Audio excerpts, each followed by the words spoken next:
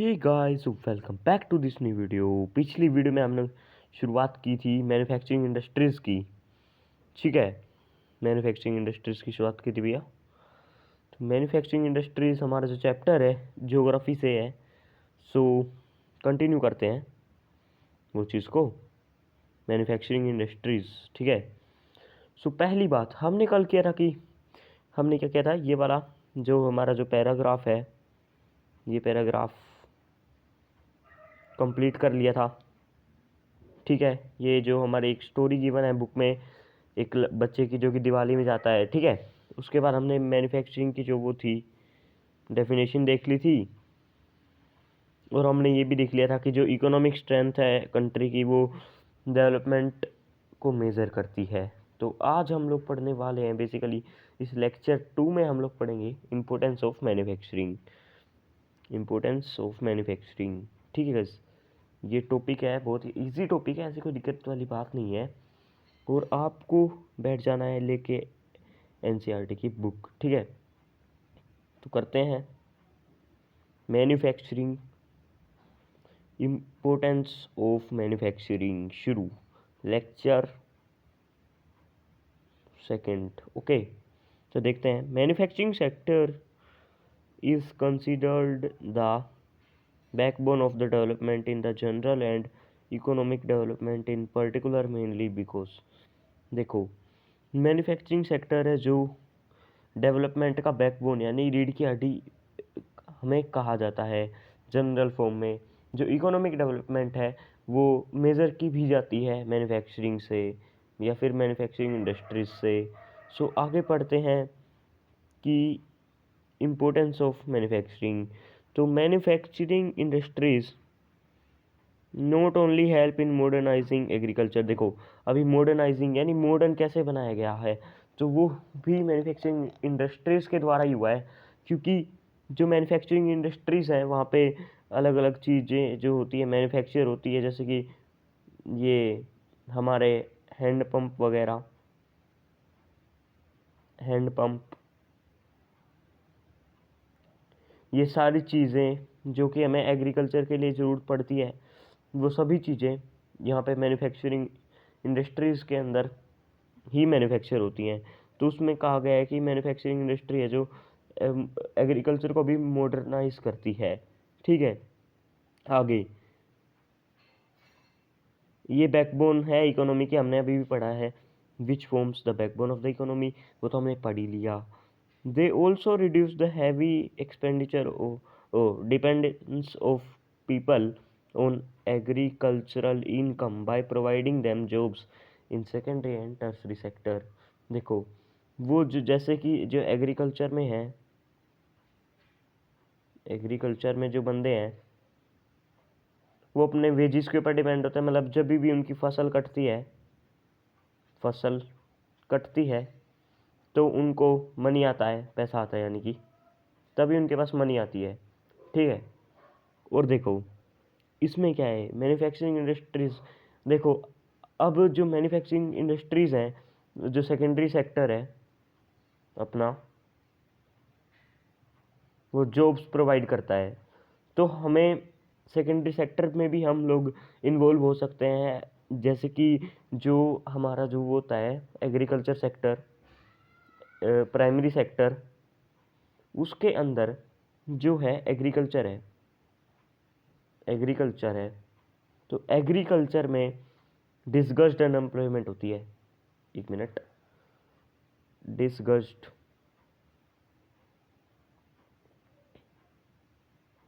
डिसगस्ड unemployment होती है।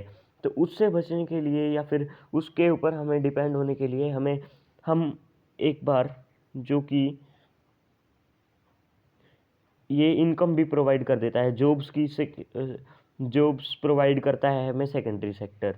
तो इसलिए ये पॉइंट भी हमको याद रखना है, और ये एग्ज़ाम में आ सकता है कि question importance of manufacturing industries, what are the importance of manufacturing industries, ऐसे कुछ आ सकता है क्वेश्चन। तो आगे देखते हैं। Industrial development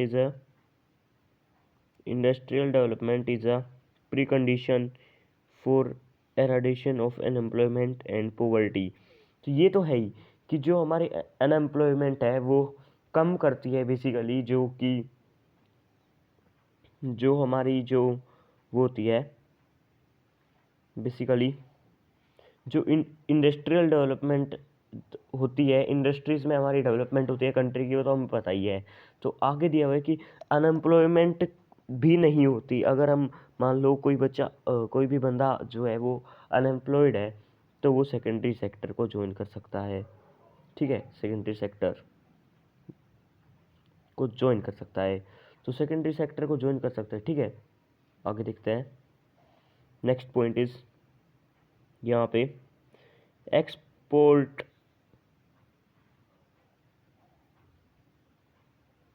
export of manufacture goods, export of manufacture goods expends trade and commerce. देखो, जो कि मैन्युफैक्चरिंग के जो गुड्स हैं, मैन्युफैक्चरिंग के जो गुड्स हैं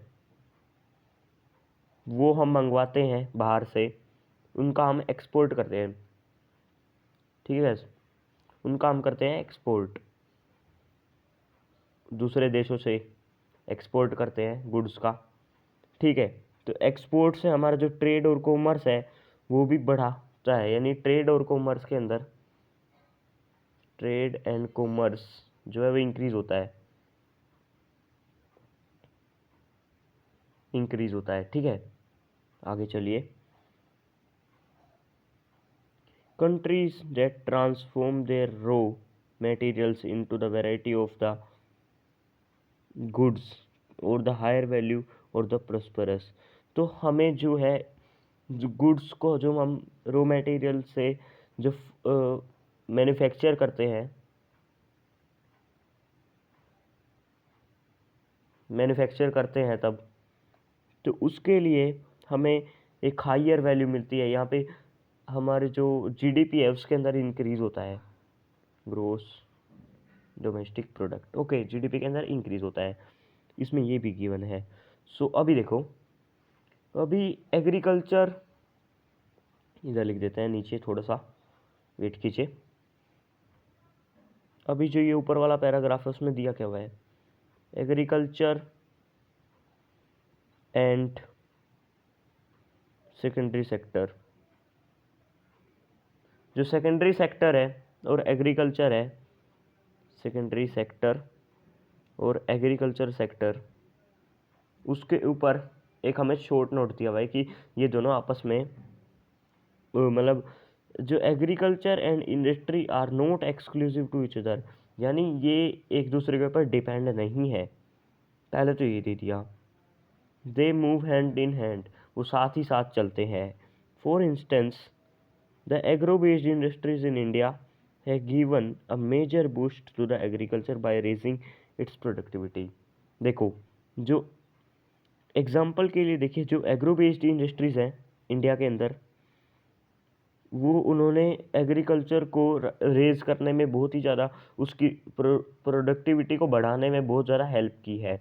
और आगे, they depend on the latter for the raw materials हैं, और जो कि जो हमारी जो है मैन्युफैक्चरिंग इंडस्ट्रीज हैं वो रॉ मटेरियल के ऊपर डिपेंड, मतलब जो उनके ऊपर डिपेंड है, यानी दोनों एक दूसरे से रिलेट करते हैं, यानी दोनों ही एक दूसरे के हेल्प करते हैं। ठीक है, आगे देखिए।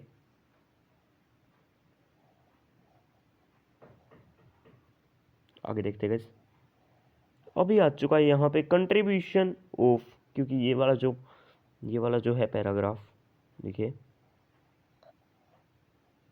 ये वाला जो पैराग्राफ है इतना इम्पोर्टेंट नहीं है, इसलिए हमने नहीं पढ़ा है। तो अभी हम लोग पढ़ने जा रहे हैं contribution of industries to national economy, कि नेशनल इकोनॉमी में, नेशनल इकोनॉमी में जो है हमारी इंडस्ट्रीज का, इंडस्ट्रीज का क्या कंट्रीब्यूशन है, यानी क्या इम्पोर्टेंट रोल प्ले करती हैं जो नेशनल इकोनॉमी को बढ़ाने में। देखो, अभी यहाँ पे ये पैराग्राफ पढ़ लो। Over the last 2 decades, wait for 1 minute, over the last 2 decades the share of manufacturing sector has stagnated at 17% of GDP. यानी जो हमारा जो है, देखो ये वाला जो पैराग्राफ है ना बहुत इंपॉर्टेंट है। ये वाला जो पैराग्राफ है ये छोटा सा है, ये वाला, एक 1 मिनट, ये वाला जो पैराग्राफ है वो छोटा सा ही है, ज़्यादा कुछ बड़ा नहीं है। ये कंट्रीब्यूशन में ये जो है ना बहुत इंपॉर्टेंट है, contribution of the industry to national economy. So ये बहुत ही ज़्यादा इंपॉर्टेंट है। सो इसको अभी हम शुरू करते हैं, आज हम यहीं तक करेंगे, यानी कि लास्ट है ये टॉपिक आज का, ठीक है। हो तो देखिए ये वाला जो पैराग्राफ है इसको पूरा अंडरलाइन कर लीजिए, मार्क कर लीजिए, क्योंकि दिस इज़ वेरी इंपॉर्टेंट, ठीक है। इन दिस चैप्टर ये पूछा जाता है कई बार एग्जाम्स के अंदर, जो सीबीएसई के बोर्ड के एग्ज़ाम है उसके अंदर पूछा जाता है।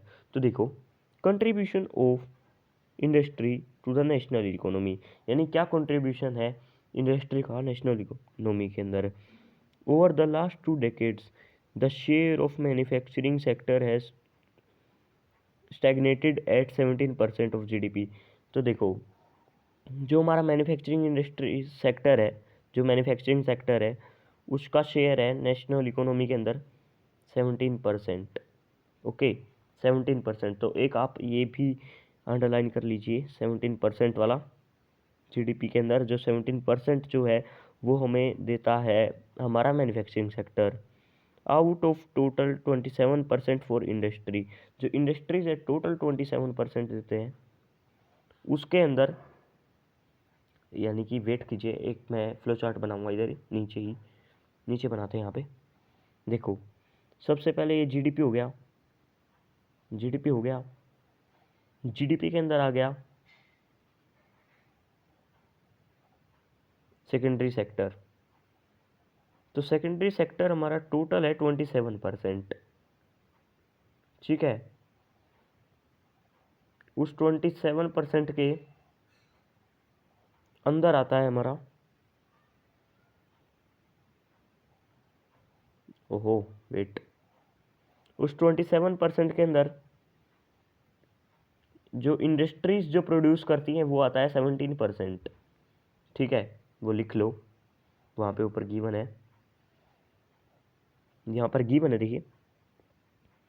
Out of 27% of the industry which includes 10% for, देखो 17% तो हमारा हो गया इंडस्ट्रीज का, ठीक है। आगे जो 10%, ओहो, जो 10% for mining, enquiring and electricity and gas. तो 10% हम ऐसे भी याद रख सकते हैं, वेट कीजिए,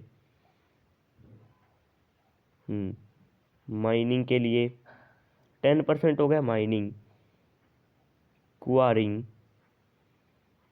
इलेक्ट्रिसिटी एंड गैस। तो MQEG के अंदर 10% आ जाता है, ठीक है। ये हो चुका है, इतना बहुत है। और आगे चलते हैं, और अगर हम इसको कंपेयर करते हैं ईस्ट एशियन इकोनॉमिक्स के अंदर, जो कि 25 से 35% तक है, यानी जीडीपी में जो ईस्ट एशियन इकोनॉमी है वो है 25 to 35%, यानी इंडिया का तो 17% है बेसिकली, वैसे 27 है, लेकिन उसके अंदर मेन एग्री जो वो है इंडस्ट्रीज का है वो तो 17% ही है, यानी कि डबल भी हो जाता है कई बार। तो देखो अभी